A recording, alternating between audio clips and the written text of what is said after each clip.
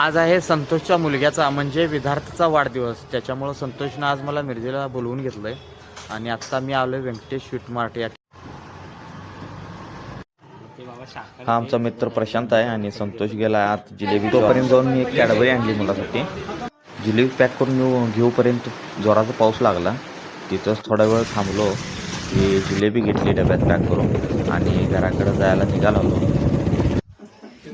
हा आहे विद्यार्थ birthday boy. थोडा लाजत होता त्याच्यामुळे येत नव्हता.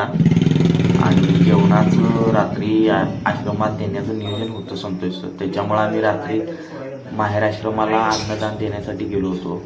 त्या ठिकाणी त्यांनी आमचं मोठ्या उत्साहात स्वागत केलं आणि त्या ठिकाणी आम्ही अन्नदान करत असताना त्यांनी विद्यार्थ्यासाठी प्रार्थना केली. त्याच्यामुळं खूपच मनाला भारी वाटत होतं.